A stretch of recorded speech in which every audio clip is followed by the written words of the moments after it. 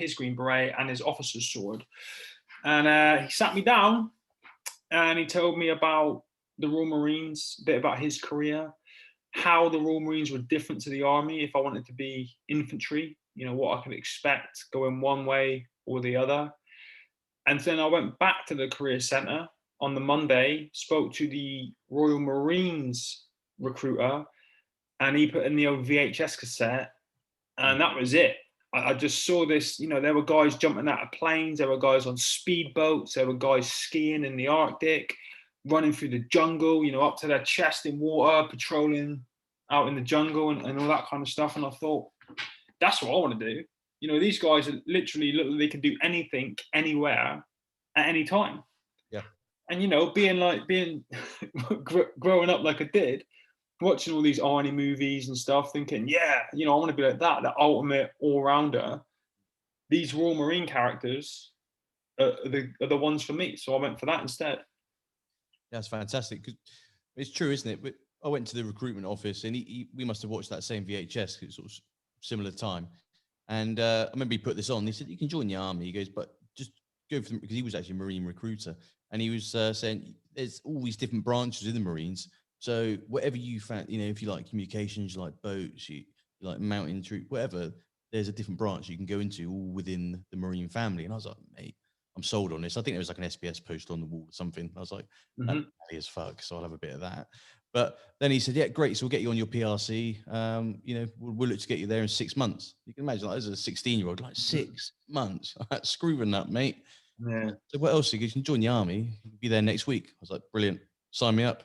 Yeah. That was it. But there are a lot of regrets not doing the Commando course and everything, because everyone you speak to, it certainly seems like a very different sort of brotherhood that the Marines have got.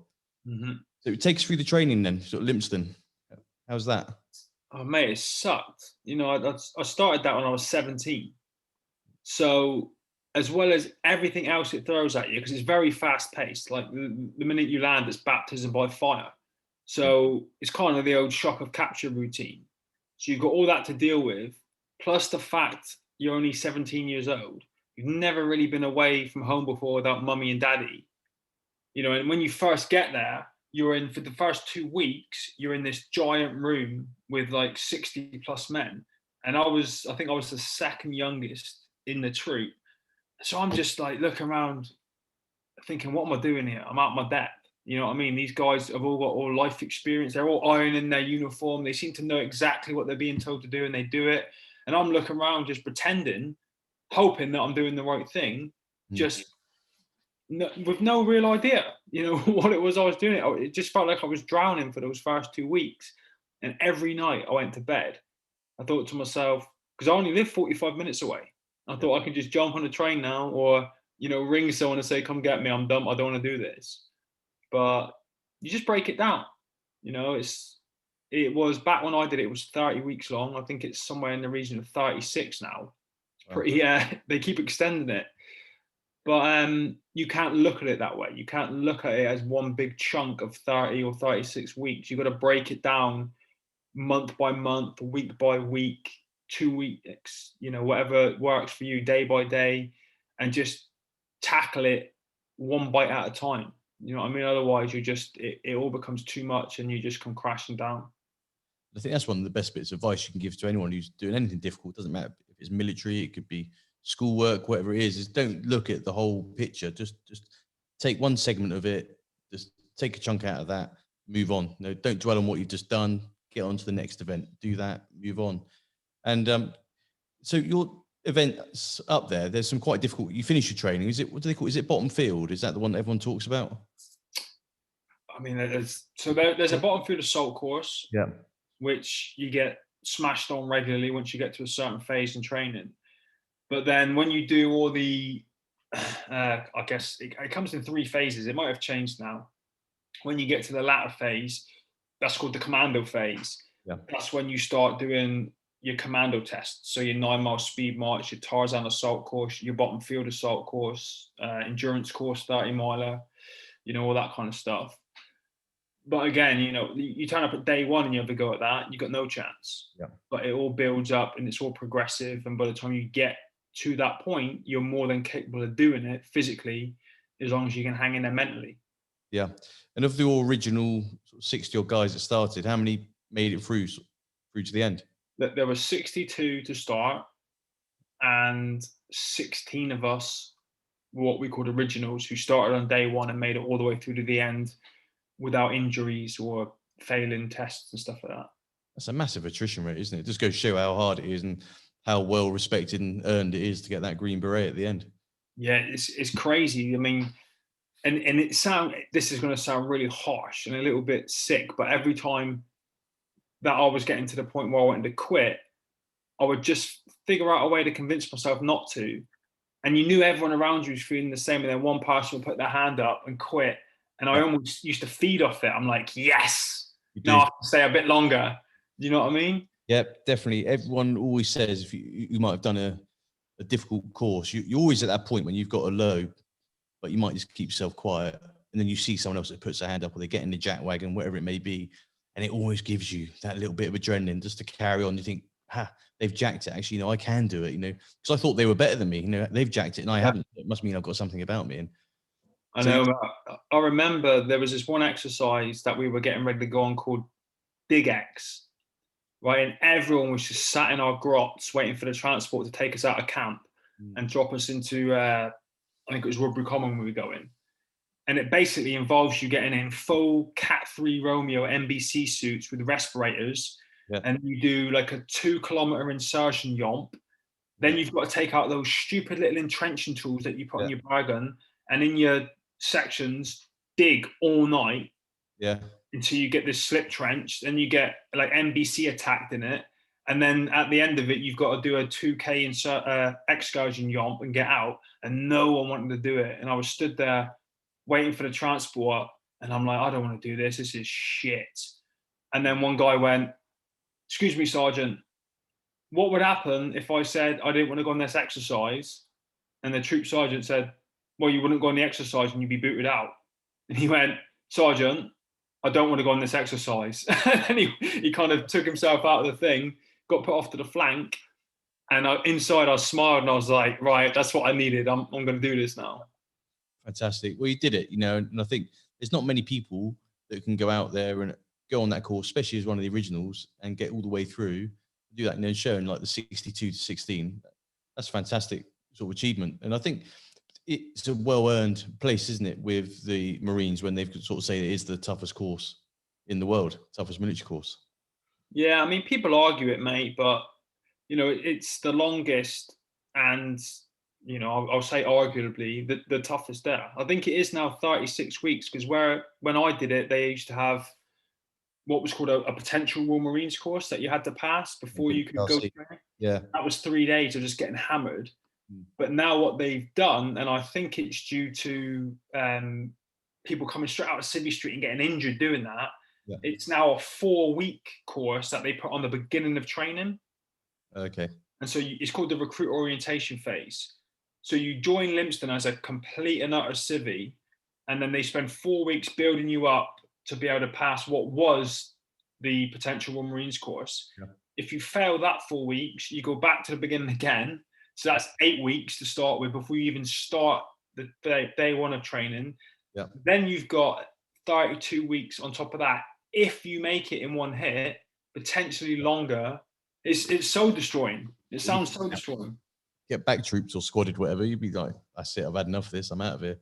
Do you know what, as well? When I was going through training, that was always my worst fear. I remember on runs and yomps and stuff when I wanted to quit, just in my head saying to myself, if you quit, you're going to have to be in pain again in 2 weeks' time. You do all this again in 2 weeks, and you've got to sit and watch everyone else that you joined with advancing and carrying on with their time. And that kind of drove me on. Yeah. And I hated the thought of getting back trooped or put into Hunter. But since passing out and meeting people that went through that, I had massive respect for them, because I thought, well, you've not only done the training, mentally, you've had to sit there and battle an injury or getting back trooped, and you've had to do it again, and you've had to see your oppos passing out and advancing. And that would have broke me, So I had so much more respect for people that had been through that and had their training extended. So initially, I thought it was a bad thing, but actually looking back on it, it's probably made them stronger. bit more determination, isn't it? They want it. They can see their oppos passing out, and they want a piece of that themselves. That's it. So what happens then? You pass out, and then you go to a battalion, or commando unit. So what happened with me? I joined February 2001, passed out October 2001. Yeah. 4 weeks before 9/11. Yeah. So we're just finishing the commando phase of training, and we see the planes go into the Twin Towers 4 weeks before we're finishing our training. So we knew straight away, as soon as we leave this place, it's game on. Yeah. Which I think I turned 18 at that time. For a young 18-year-old, it was actually quite exciting because you're stupid and you're naive, aren't you? And you think you're Arnie from Commando back then. And I literally finished training, did a bit of time on the main gate at Lympstone, and then started getting trained for Afghanistan in 2002, very early on. Early on. Yeah. How many tours of Afghan did you do then? I only did one. So Operation Chicana in 2002, we did all the pre-deployment training for it. And then last minute they said, oh, you're not going now. And they pulled a load of blokes out. I think it was more of an SF thing. And they pulled loads of us out. And I ended up just going to Bryce Norton and South Sarnie, like constantly picking blokes up, dropping them off, and doing airport runs like a taxi driver while they were all deployed. And it was soul destroying. Do you know what I mean? Because you wanted to be out there. Yeah, you're seeing the blokes go. You want to be part of that. Yeah. Because you got injured in 2007. Yeah, Christmas Eve 2007. So we're in between sort of 2002, sort of passing out and Afghan. What were you doing in that sort of 5 years? So I did Iraq, Operation Telic 1, 2003. Yeah, I was on that one. I boxed for the Corps heavyweight for a little bit in the Navy Championships and the Royal Marines Championships. Did a couple of tours in Norway, learned how to fight in the Arctic, survival training, skiing, and all that kind of stuff. Did an exercise in Virginia, sailed down on Sir Galahad from the UK down to Virginia for a bit of training there. I actually took a year out. Okay. I left in 2006 when my first daughter was born. She was born in January 2005. She's going to be 16 this month. Left for a year, failed miserably as a civvy, rejoined in 2007, and then went straight into pre-deployment training for Afghanistan for Operation Herrick 7. And that was, 2007 is when the shooting war really started, like Musa Kala and the friend of mine, Martin Compton, he got sort of whacked on that tour. I don't know if you know Martin. I do, yeah. And, I think that was the point in which, things got really picked up. And sort of going back onto Telic 1, we sort of came across you guys quite a lot. We seemed to cross our paths and everything, because you came in across the peninsula, did you? Yeah. Across the border, and you came in from sort of east. I was involved in that initial push over that border. Some of the other lads went in, different ways, but I was kind of, I think it was called Camp Rhino, maybe. Yeah. Just on their border. We sat there for like a week or two, and then initially pushed over, and I went into Qasr in the naval base. So we tipped up at Qasr probably about, I don't know, a few days after you blokes were there. Mm-hmm. And we sort of set up in one part. I think you guys had all of the old, there was like some big old factory thing there with all the cranes and stuff that were lifting the. That's right, yeah. Containers. And everything had been nicked. Everything had been stripped to pieces in that place. And blokes, like, when we tipped up, there was like PlayStations, there was all sorts of things like in containers, all that Saddam and all his cronies obviously bringing in. And there was obviously some booties that had stolen all that. So beat us to it because we wanted it. Yeah, some of that goes on, doesn't it, from time to time. So I hear. But so obviously Iraq, that was an interesting one. And so that obviously takes you through into what was obviously one of your defining moments, and to the incident in Afghanistan. How far into the tour were you when you sort of got injured? So we deployed on September 7th, and I got hit on Christmas Eve 2007. So 3 months, three and a half months maybe. Was that into a 6-month tour? It was, yeah. So in the build-up for that sort of 3 months, prior to that, 3-4 months, you obviously, this was the noisy war at this point. So you're out, you're in a patrol base up at one of the FOBs? We're working out of Fob Robinson Yeah. down in Oh, no. Helmand, just out on the ground, like every day, every other day, you know, dominating the ground, taking the fight to the enemy, just showing them what we controlled, trying to help all the civvies out, you know, providing them with whatever we could, security, food, water. Some of the lads were helping build schools, that kind of stuff. Yeah. Very, very, very different to Iraq. Mm. I actually found Iraq really boring and disappointing. Not what I expected, but Afghanistan was exactly what I expected. Yeah. Firefights, IEDs, random attacks, you know, just craziness all the time. And obviously the attack where you got injured would obviously stick in your mind, but is there anything prior to that, any one incident or one contact that you're in that you think, Jesus, that really stands out from the rest? Do you know what? And it's not because of the danger element of it, but I remember about 3 o'clock in the morning, and most of us were getting our heads down in the fob in our little compound, and it kicked off. You know, there was this random attack on the fob. So we get up, and I'm in my pants, in my sleeping bag. I get up, and obviously, like any good soldier, you know, even in the dark, where all your kit and equipment is, so you can just grab it and run. And I didn't want to get dressed, so I just put my flip-flops on, threw my body armor on, helmet with my chin straps hanging down, and I ran down in my pants. And I think they were like pink lycra things that I had, like antibacterial special pants. And there was a young lad in the Sanger trying to get the rounds down. He's a little bit nervous, so I just grabbed the GPMG. I'm like, where are they? And he kind of gave me some target indication. And I'm just in this firefight, like bah, bah, bah, bah, bah, bah, bah, in my underwear with this helmet hanging off my head, body armor on, no shirt on. And it went on for about an hour. And we melted the barrel off of one of the GPMGs. There was GPMG link all over the place. And we finally got told, you know, stop. And I just looked around, and we all just burst out laughing. There were like 4 of us in the Sanger, and we're like looking at each other, and we're all covered in, you know, that black gunpowder all up our arms. And, you know, we just looked a sack of shit with half our uniform on. I'm in my underwear with flip-flops on. And we just burst out laughing, like, what are we doing? We just had a life or death firefight in our underwear. You know, and things like that. It's going, you get to the end and your heart's racing, you've just been in a contact, you're like, fucking hell. And looking around, and it's almost like Vietnam-esque, isn't it? The way that some of it was carried out in the early days. Speaking to some of the other guys that will remain nameless, and it's probably just a story in case anyone high up's listening. But, you know, blokes were literally just cutting about camp in flip-flops and just not in full battle dress really when they're going out on patrol. And it wasn't until I think the contacts really upped and people were getting injured, it was like, hang on, you know, we've got to take this the right way. We've got to get the helmets on. We can't just be cutting around in baseball caps and stuff.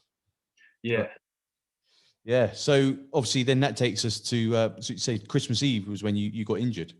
Yeah, it was. Yeah. So, we were so we just got tasked. I think we'd been kind of confined to the fob for about 3 days, just because we didn't really have anything to do. You know, there wasn't anything going on in our area up north, like, you know, Kajaki kind of way. They were heavily involved in some contacts. We could see all the tracer at night, you know, off in the distance, but we didn't have much to do. So the chain of command were like, all right, we've got to get on the ground, just because we've not left for like 3 days. We need to keep that momentum, show the people watching us, the enemy, that we're out there doing something. They won't know what we're doing and what we're not doing. And so we got tasked with this patrol, and it was really basic. You know, up to that point, we had been given an objective, and we'd push out for a couple hours at a time, go 1, 2, 3 miles away from the fob, whatever we needed to do. But the idea here was just to leave the rear entrance of our camp with 2 sections, one go north, one go south, just stick to the perimeter of the fob, meet at the opposite side now, so at the front entrance of the camp where we would come in vehicles, and then finish. Do you know what I mean? It was literally just to get the lads out of camp, shake it out, keep momentum, nothing major. So when we'd still done about 3 or 4 hours out there, maybe 5, you know, really slowly, methodically, just actually, you know, it's just enjoy your time out of that fob, don't you? just out there with some different scenery. And then we came to the end of the patrol, and my section were up on a high piece of ground. So we were tasked with giving cover to the other section who were way, way down beneath us, so they could peel back into camp and get behind the perimeter wall and then return the favor. So I was 2IC at the time. Right in front of me was like this shallow bowl in the ground. The section commander had taken his half of the section off and started giving them fire positions. And I looked at this bowl in the ground and I thought, okay, cool. This is the best cover we've got. We're up in this high feature. There's no buildings to get behind, no trees, no rocks, anything like that. We'll get in here, get on our belt buckles, and then just go through the process, basic standard stuff, done it a million times. Yep. So we jump in, the lads all start taking their fire positions. Stood back, just making sure that we're doing things properly and everyone's tight and we're defended and everyone's got their arcs of fire and all that good stuff. And then when they were happy and I was happy, I went to walk over to my position that I had selected. And as I got there and I went to get down to my stomach, I knelt on and detonated an improvised explosive device. So that was on a pressure plate, I'm assuming, rather than a command wire or what have you? Yeah, I mean, the American SF lads that we were working with, who were in the fob with us, they went out and cleared the area after because they've got to write reports on it, apparently. And there were 7 of these devices in this little crater that we were in. And what it was an anti-personnel mine an anti-personnel mine with, on top of it, the warhead of a 107mm Chinese rocket. So I had knelt on the Chinese rocket warhead that had put pressure on the landmine. The metal plates had touched inside. The AP mine exploded, which caused the warhead to explode, which caused me to explode. And just luckily, none of the other devices around there in that little area went off. Otherwise, I think it would have been a lot worse than it was. Yeah, and at this point, absolutely pandemonium. For yourself, you're on the ground. Anyone else injured? Yeah, one of the lads caught up a bunch of shrapnel in his arm and his back, but that wasn't life-threatening. I think he was back out on the ground within 10 days. He went back and got patched up, and he refused to go back to the UK, and got back amongst it within about 10 days. But yeah, it was chaotic.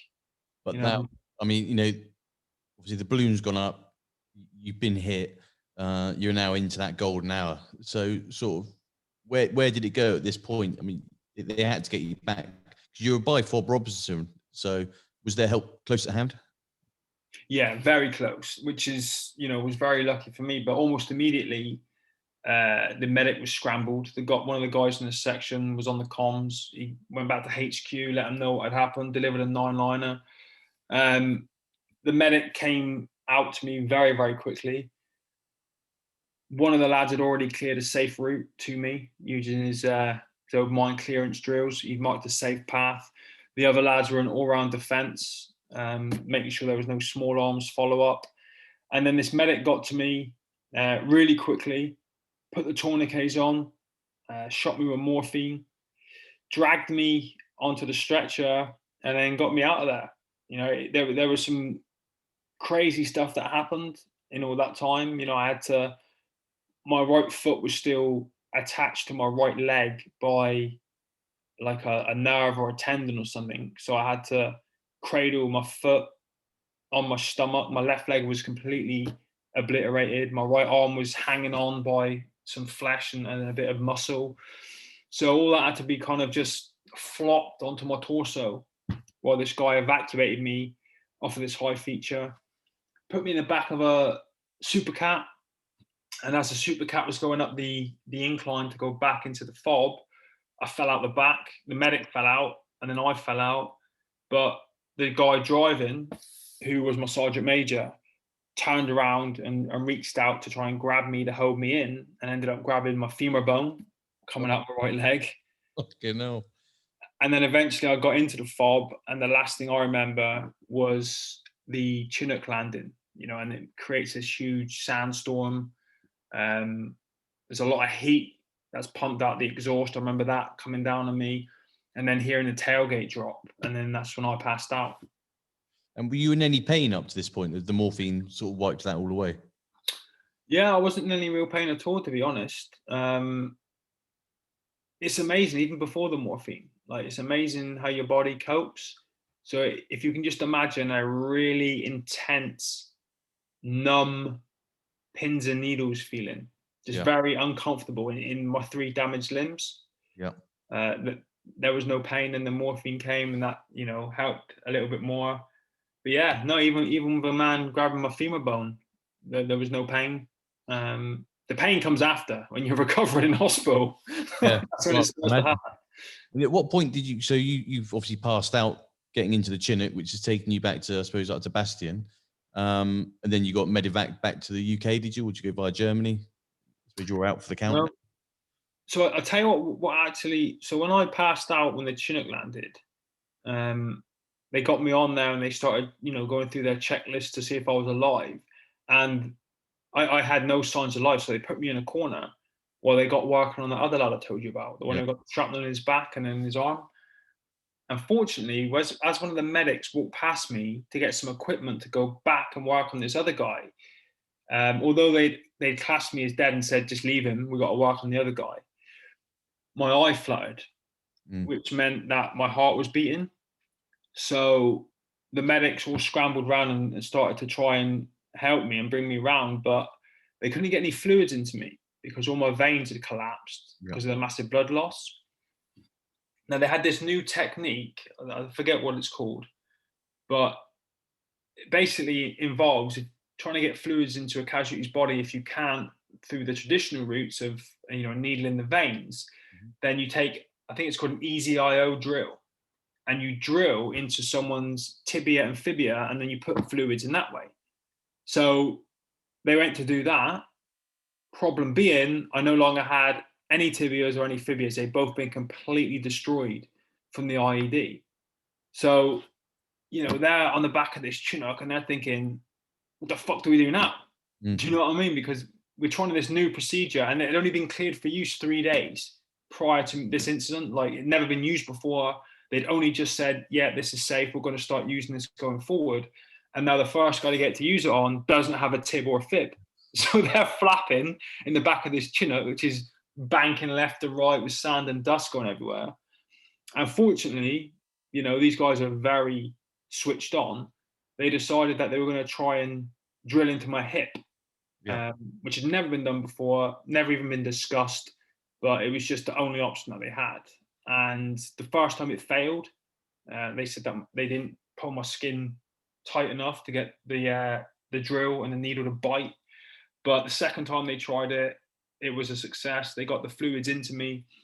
And about 3 minutes later, they said I was awake again and responsive and answering questions. So, yeah, it was pretty intense. That one eye flutter, literally, in that medic, right place, right time, seeing that. Yeah. It's been a whole different story now. Yeah, I won't be here. I know that. No. And so what happens at this point then, I suppose, do you remember much of the preceding days and weeks? I remember nothing in the back of the Chinook. They flew me back to Bastion at that point, and they took me to the field hospital, and the surgeons looked at the damage to my legs and my arm, and they decided that they had to amputate both my legs above the knee and my right arm above the elbow if they were going to save me, because it was a mess. And they had to find where the tissue and the flesh was healthy, because the blood supply had died off. So while I actually, looking at the photos, still had my knees originally, all the flesh and muscle and tissue had died. So they had to amputate above my knees to where it was all healthy. Otherwise, it just means more surgeries when you get back to the UK, just trying to chase that healthy tissue. So they did that in the field hospital, and then they flew me back home Christmas morning. I got into Selly Oak Hospital about 4 o'clock on Christmas Day. I suppose your mum and dad are waiting for you at Selly Oak at this point? Yeah, again, I don't remember any of this. I was in a coma for 3 days. I woke up on the 28th of December. very briefly, just exhausted. I could hear people talking around me. I barely had enough energy to open my eyes. Couldn't talk properly. Just completely wiped out. But I could see the kind of blur from the lights in the hospital ceiling. Um, Woke up very briefly and then passed out again. Yeah. I mean, what a difficult time for you and obviously your family and loved ones. And I think this is one of the things that, speaking to other friends of mine who've gone through celioke and sort of been injured, it's the impact that at this point that it has on the whole family, and how everyone needs to really try and come together and support each other, because there's going to be not a lot of support was required for wives, husbands, mums, dads, children that in this recovery process, which starts right at the beginning now, and Yeah, it's something necessarily goes on for years. And how have yeah. you found that recovery process? I'm very fortunate, and I've seen some nightmare examples from other branches of the military, but I'm very fortunate in that, being a Royal Marine, we're very family orientated and family focused because we're so small and tight knit. And they looked after my family better than I ever could have hoped for. Yeah. They were up there trying to deal with all this, and they never had to worry about anything stupid like paying for food or accommodation or fuel or any of that stuff. It was all taken care of by welfare, so we could just focus on me fighting through those first couple of weeks, getting rid of infections and try not to die through that. And yeah, they just looked after them beyond all my expectations. And the funny thing was, the sergeant major, who was the welfare guy up at the hospital, was actually my sergeant when I first started training, who taught me the basics of ironing and washing and shaving and all that stuff there. So he looked after me my first 2 weeks, and then looked after my family when I got whacked. Brilliant. That's nice to know, isn't it? And I think it goes back to what we were saying at the beginning about the Marines always felt like it was much more close knit, a family, rather than, depending on what regiment you're in the army, you might have a decent regimental association, or some others were pretty crap for the blokes. So how long did you spend in Silioka and in the recovery sort of phase, learning, sort of getting out of bed almost? Only 6 weeks. I only did 6 weeks in hospital, and no one else would be able to see this, but you could see a big scar on my hand. Yep. So initially, that's a shrapnel wound. I only had two fingers that I had. There was like this bar above my bed that I used to have to use my two fingers to pull myself up on, and it was bizarre, mate. Like, where I had no legs before. Do you ever remember those things from like the early '90s called the Weebles? They were like, it was like a little toy, and they didn't have any legs. Their bottom was like an egg, and you just flicked them down like a Subuti over there, and it come back up. Yeah, yeah. So I'd sit up in bed and just go woof, and I'd weeble over and fall, just because where I had legs before, I didn't now, and I had lost that anchor and that balance. And so just trying to sit up took me a ridiculous amount of effort, like wiped me out. Yeah. You're trying to fight off infections, you're full of medication, you've just been through this traumatic incident. Everything's just exhausting in that first week or two. Just trying to stay awake for more than half a day. I can't believe you just said, 6 weeks. 6 weeks from this like horrendous incident through to being discharged back into your family's care. Well, no, straight from hospital to rehab. So cellular to Headley Court. Yeah. And then that's where I was going to be issuing my prosthetics, Mm. which I would have thrown on a lot sooner than I did. But my left leg on my inner thigh, there's a huge chunk of flesh that was ripped out from shrapnel. I've got kind of looks like that. All this was ripped out. I had burns all down my back. So where I was really keen with that, Royal Marines hat on to just get on and smash it, I had to be very sensible because I didn't want to risk further injuring myself and having more surgeries and delaying my progress. So I had to spend a good month and a month and a half, maybe 2 months in rehab, just doing things from a wheelchair, wanting to get on and start walking, but having to be sensible with it and just try and, work on my core, get around rehab in an electric wheelchair, and work on all the other things that I could while I was waiting to heal up. And what was the prognosis with the doctors? Did they say you're going to walk again, with with prosthetics, or were they very much, you're going to be in a chair, mate? Yeah, that's your lot, and quite sort of negative? That's what they told me in hospital, mate. 3 weeks post-explosion, I get told, because I'm with amputations, it's like top trumps, right? So your lowest form of amputation, and I don't mean that disrespectfully, is a single below knee amputation. Okay, so you can just go and whack a leg on, whack a foot on, and walk out the door, and no one knows. Yeah, Vinny always calls those flesh wounds. Exactly, he's got one of them, Yeah. right? But the next level is an above knee amputation. Mm-hmm. Then you've got Vinny, which is an above knee and a below knee. Yep. Then you've got a double above knee. You've obviously got hip disarticulations, which rules out prosthetics if you're amputated through your hips. And it's the same with arms. You've got a below elbow, above elbow, and then through the shoulder. So they told me very early on that no one has success in prosthetics who is missing both the legs above the knee. He said if you just had one leg missing above the knee, one good leg and two good arms, you would struggle in everything you do. So you need to, get in the mindset of life in a wheelchair, which for a 24-year-old currently serving at that time, Royal Marine, was not what I wanted to hear. Yeah. You know what I mean? I think the rest of my life is going to be spent in a wheelchair, having people looking after me, doing things for me, whereas a couple of weeks before that, I'm running around as one of the fittest guys on the planet, kicking ass, and everything else I've done to that point, and now I felt like I was a baby again, and I wasn't in a great place when I got told that, but we got over that. You did, but I suppose that's your strength of character coming through, and obviously the Royal Marine sort of spirit as well, that you're not going to be put down. But in terms of PTSD, and we're not going to sort of touch on that side of things too much, but has there been point of you sort of struggled? Is there anything that anyone else who might be listening to this who has been injured, or who's currently sort of going through what you've been through? Is there any tips you could give them off the back of sort of how you felt on your dark days? Yeah, I mean, so I always feel a bit guilty when I talk about this, because I'm very fortunate in the fact that I don't suffer with PTSD or anything like that. They actually said that, and it was a new thing I discovered a couple of years ago in America, which is a lot more mainstream now. It's called post-traumatic growth. It's where you come out the other side of a traumatic event stronger than when you went in. And I was speaking up in London a couple of years ago, and I bumped into one of my physios from hospital, and he told me this story about when I was in rehab, when I was in hospital. I woke up and I'm like, right, okay, cool. I'm going to do this. I'm going to do that. This is what I want to do. Let's get this going. Let's go do some phys. Let's strengthen my core up. I know what I need to do.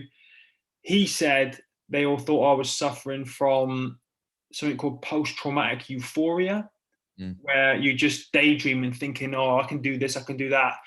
And then the reality hits, and they were all waiting for me to crash. And he said, you never crashed. You just cracked on going, yeah, I'm going to do this, I'm going to do that. And then figured stuff out. And so, I've been very lucky in that that's the way my mindset was from the minute I woke up. I just wanted to focus on what I can do and what I can achieve and how I'm going to do that. Now, that's not to say I've not had bad days. I have.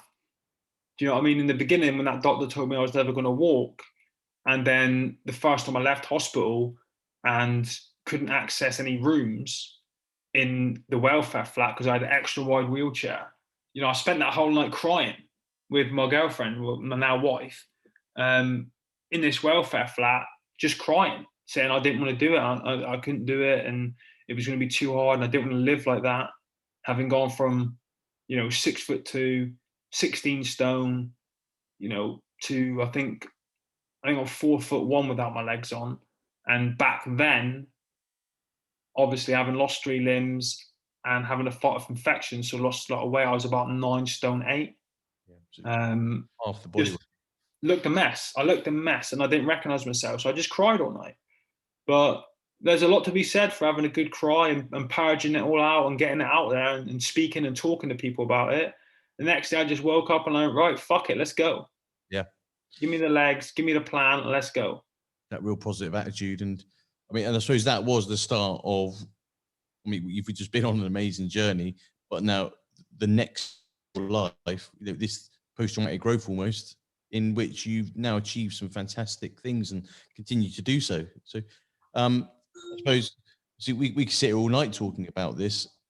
At what point then did you think, right, I'm going to go and get into the Invictus and sort of get into the Invictus games? So the thing for me was right at the beginning, I was visited by a guy who had two legs missing above the knee, who was out walking. And so my only goal from the start of my rehab was to become independent of a wheelchair. I didn't want to do sport. Everyone was always saying, you know, when you're going to do the Paralympics, like it was some sort of prerequisite to being disabled. And I'm not interested. You know, before I was injured, I used to compete at kickboxing, Muay Thai, boxing. I didn't want to sprint 100 meters or any of that kind of stuff. And I just ignored it all, and I just focused on learning to walk and live my life without a wheelchair. Yeah. And then I was sat right here now where I am, 2016 December, 2016, yeah, 2016 December, knowing that 2017 Christmas Eve was going to be my 10-year anniversary. So I started planning out what I wanted to do to celebrate 10 years post-injury. And the Invictus Games was 2 years old at that time. And I'd seen my friends and people I've been through rehab with going out there and coming back with medals and improving in their, you know, personal lives and in their rehab and all that kind of stuff. So I thought, you know what, I'll give that a shot. That'll be a nice way to celebrate 10 years. I'll go out there, do some sport, because I've never done any before. And then see what it's all about, see what the fuss is all about, and see how I do. So what did you do? What was your sort of sport? What discipline you went? rowing, swimming, hand cycling, shot put and discus. And that was all. Did you do that? Like say the shot put and discus, was that on your prosthetics? No, you sit on a specially made chair with like ratchet straps over your lap, like a seatbelt, to hold you onto a chair. I mean, you can. It's down to the individual. All these sports are down to the individual, like what kit they use or don't use and how they set it up. But for me, you know, I just found the most basic what everyone was doing and thought, okay, I'll go with that. I had no plans in taking it further and becoming some sort of Paralympian. I just wanted to have a go and see what I could do. And just getting to the Invictus, you know, it's not like just because you're disabled, you're automatically given a pass to get into the games. You still got to prove that you are fit enough and you're in the top tier of your discipline to be able to actually get to the games. Mate, it's hardcore. There's like 600 people applied and there were 62 places on the team. Yeah. You know what I mean? And it's not just down to your athletic prowess. There's a whole, I think there's 11 different criteria you've got to meet.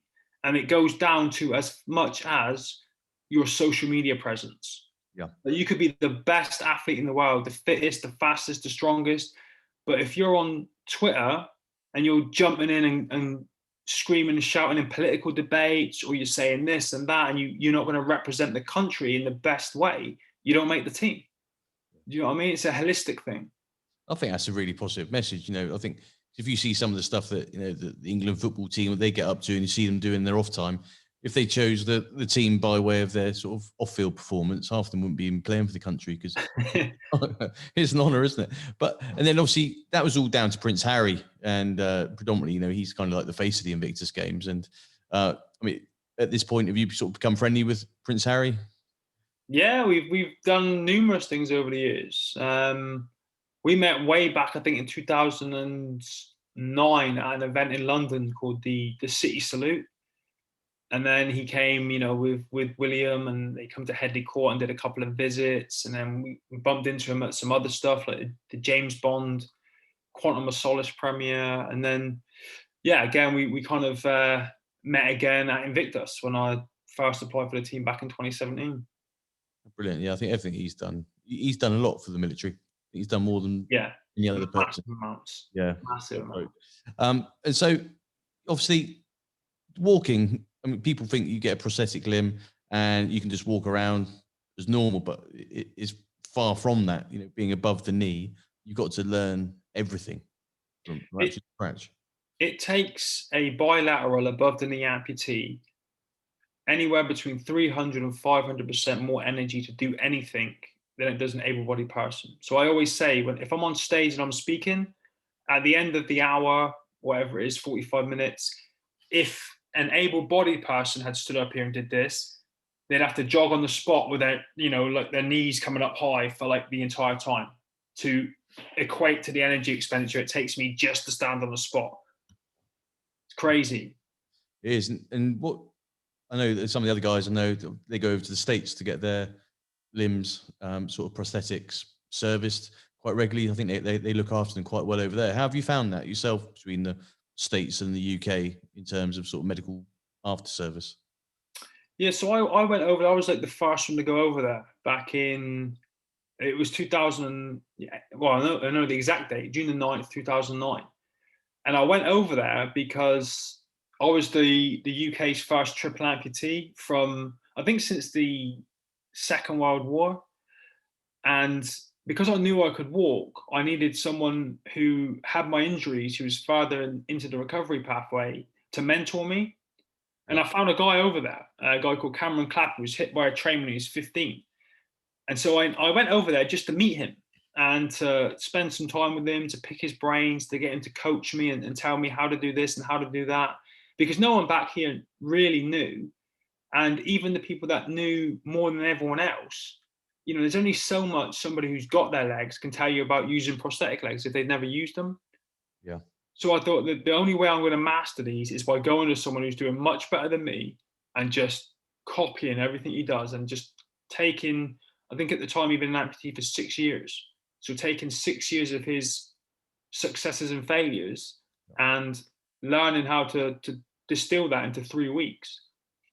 And that was it. Yeah, 9th of June 2009, went over there, never took a wheelchair, never used one since. Brilliant.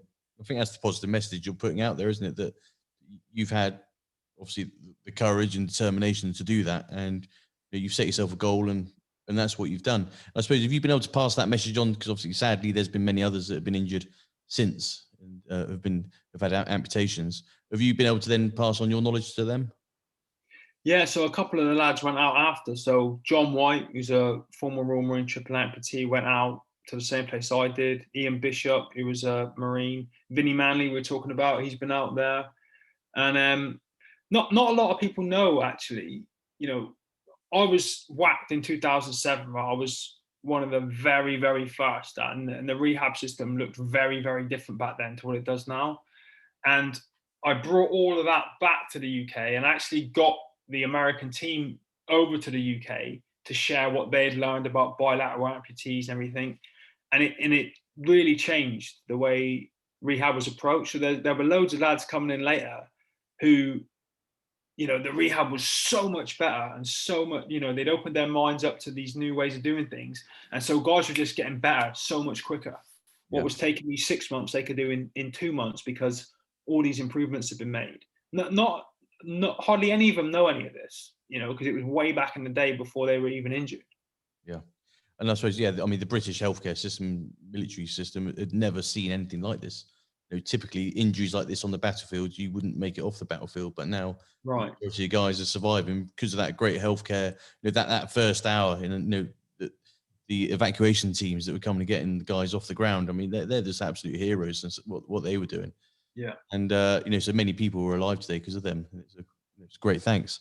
And so, taking this into the present, then, what is it? What do you get up to in your days now? So you're very prolific on social media. You've obviously written a very successful book, and I've really enjoyed reading that over the weekend. Man Down by Mark Ormrod, available on Amazon, and I'm sure there's many other retailers. I don't know if you got it in hard copy or is it just paperback? I used to have it in everything, mate, and now for some reason the publishing house will only knock out the small paperback versions. So we'll see. What's your plan for the future? Anything more? I've seen there's on your website you're talking about a bit of telly. Something might come off there. Yeah, I've just quit. I don't like saying quit my job. I've just finished my job now. I've been working with the Royal Marines charity for 10 years, ever since I was discharged. And I've just finished there now. And I've got loads of things going on at the minute. So I'm just about to finish the second book. I've got a movie project that was supposed to start filming last year, but COVID has put the brakes on that. I want to write another book. I want to write a personal development book. I've already got the bones of it. I've just got to find the time to stick all the flesh in those bones. I think it's going to be like 3 times the size of anything ever written, because every time I start writing, it just flows out of me, all this stuff that I've learned over the years, which I'm hoping can help other people. And then I'd love to do a bunch more documentaries. You know, I did one called No Limits, which is on Amazon, and I really enjoyed that process. So I'd love to do more stuff like that. And whatever comes up, you know, I've done a bit of film work as an extra, casualty scenes and all that kind of stuff. Really enjoy that. But I got so much I can do. It's I'm very lucky. Yeah, I think I'll talk to you offline about something that might be coming up then that might actually take your fancy. Okay, so if they do a film on you, you are there on the casting couch. It's probably not the right word to use, actually. I'm glad we're on the same page for that. And so you're casting, and they're saying, right, Mark, who do you want to play you? So who would you have? What actor, if you could have anyone? Mate, people have asked me this loads, and it's so difficult because I was 24 when I got injured. So I need to find someone who's young enough to look like a 24-year-old me.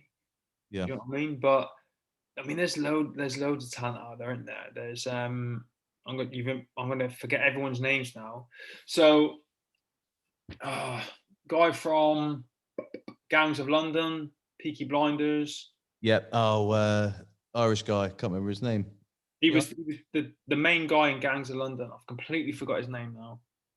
Yeah, who you're talking about? Joe Cole. Like Taron Egerton, those kind of guys, the young up and coming well, very well established and up and coming guys. But the problem we've got right now is we can't approach any of these people because they don't know what they're doing because of COVID. Yeah. But yeah, I'd love to get someone with a big name. And if I had it my way, if I could wave a magic wand and get it exactly how I wanted it, I would love to have loads of A-list like cameos pop up. Yeah. You know what I mean? So like a physio walks in and on the first day of physio and talks me through things, and it's some big A-lister, and then they kind of walk out and people are watching like, was that so-and-so that just walked in and did that little role? And then you never see him again. Do you know what I mean? Then you're off to lunch and the lady serving your lunch is Keira Knightley or something. Do you know what I mean? And then in between all that, you've got actually the lads that I went through rehab with in all the rehab scenes in hospital beds and learning to, in the background, learning to walk again. I'd love that. You know, people that I served with, people that were I was in rehab with, all as cameos and extras. Yeah, I'm sure a lot of the guys would be well out for they got that. They love it. They love it. Yeah, reach out to Tom Cruise. Maybe you can get him to fly the Chinook, taking you out of Afghan. Yeah, he's a bit old now, isn't he? He is a bit old. Yeah, I think in real life they said he was too short and he would never have made a fighter pilot or something. Yeah, Hollywood changed that. Yeah, well, you can do what you like if you're rich in Hollywood. So talk taking you to the end of the show now. Sort of family life. You said you've got sort of wife, children. Yeah, settled down. How are you coping with COVID? All right. It was a real struggle this time last year. Well, slightly later than that, like February, March time last year, where both me and my wife were working. We were homeschooling the 2 little kids. I got 3 altogether. So we're homeschooling the little ones, trying to teach them most of the day, and then having to do our jobs in the evening to like 8, 9, 10 at night. And it went on for months and months and months, you know, and I think it just came in time that they let the kids back into school. Yep. But as they did, my wife got promoted twice. She got promoted twice in lockdown. So she went from a part-timer to full-time to senior management team. I was working, we're homeschooling. It was just crazy hectic. Like it is and has been for everyone. But, you know, we just gritted our teeth and stuck it out, and things are slightly better now. Like I said, I've just finished my job, so I'm doing more of the entrepreneurial stuff now. So I'm around a bit more for school runs and, you know, doing all that kind of stuff. But we're doing all right. We're doing all right. I'll get my eldest daughter's GCSE mock exam results come tomorrow, so she's a bit nervous about that. Yeah. And so when is she due to do her main this year then, I suppose? They scrapped it. So her mocks now, what she gets tomorrow is essentially her GCSEs. well, took part of it, and then it's going to combine coursework and teacher feedback about how dedicated she's been and everything. And but yeah, tomorrow's a big day. Yeah, so she gets her B's or C's or whatever number scale they do it on these days. Mm-hmm. She'd be very happy, and that's her then. Really, for the rest of the year, she can kind of take it a bit easy and look for college. Yeah, she's already done all that. She's applied for apprenticeships, applied to colleges, just waiting to hear back. That's great. And so, taking sort of the entrepreneurial side of things you just said about, let's sort of finish it off and do a plug for everything you've got. So if anyone wants to listen to your journey, sort of follow you, see where you're going, they read the next book, everything you're up to, where can they sort of do that? What mediums you're on? It's best to find me on social media. You know, I'm on Instagram, Twitter, Facebook, LinkedIn. I've got a TikTok account, but I still can't be on that platform for more than 5 minutes without wanting to throw my phone at the window. It just irritates me like crazy. But I'm all over that. And we talked about this off air, but I'm gonna kind of restart my podcast this year, hoping to record an episode Thursday night, because that, you know, I didn't get to do as much as I'd like to because of work and everything else. So yeah, you just Google my name and you'll find me somewhere. Yeah, I Googled you and it came up with obviously your website and then Pornhub. So I don't know if that was you. Is that my premium subscription? Yeah, absolutely. I think it's free at the moment. My wife told me. So there you go. So I think everyone who's listening to this is obviously going to really enjoy this episode, and you know, we'll do a little outro after this and just sort of plug a couple of other bits. But you know, from me personally, I just want to say thank you very much for coming on the show tonight. Pleasure, mate. Thank you for having me. Mate, anytime. Cool. Done, bud. Appreciate that. All right, no worries. So No keep, problem.